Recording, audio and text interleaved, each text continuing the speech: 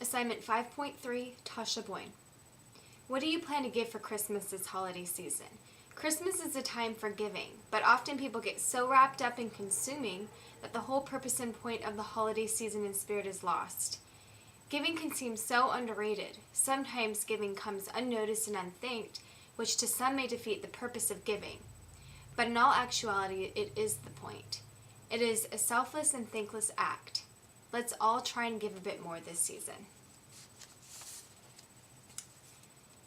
Subsistence living. Is it possible to do so in this economy and time that we are living in? Yes, it is, but it definitely is not easy. Living in Alaska, we have a lot of small villages which make their living off of subsistence living, but have found it nearly impossible to with the climate change and high economy that we've been faced. Many of the residents of these communities have come into Anchorage for hopes of a better life. So, is this lifestyle near extinction?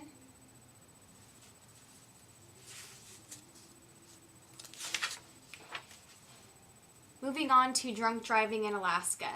It is a horrible epidemic up here.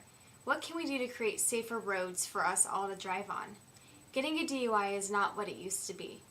It is much tougher consequences ensue. However, how is it that repeat offenders keep getting let out on our streets? More needs to be done about drunk driving in Alaska, and everywhere for that matter. In Alaska, winter can come much later than most of the contiguous United States, contrary to what most non-Alaskans believe. Most people who live in the lower 48 believe that Alaska is covered in snow and ice year-round. However, just last week, one of our ski resorts had to have man-made snow. In Alaska, who would have thought? Alaska winters seem to be getting more off the wall each and every year. Just last week, it was 40 degrees. Could this yet again be another factor of global warming? And moving on to why all of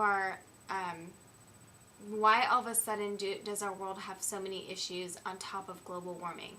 I know that the world has always had its fair share of problems, but have the ones that we're dealing with now been around for a long time, but they were just pushed under the rug?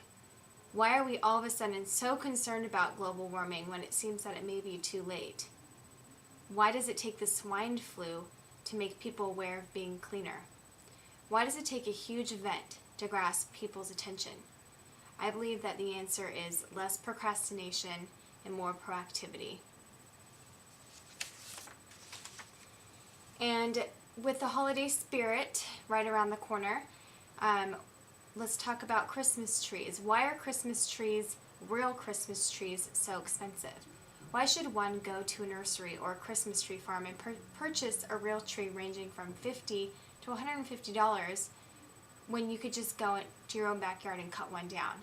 Well, depending on where you live, that could be illegal, and it's a lot more fun to go to a Christmas tree farm and find one. Find the perfect tree. You can still do that at a Christmas tree farm versus your backyard. And not to mention that the price reflects growing Christmas trees, which is a very hard, full-time, year-round project.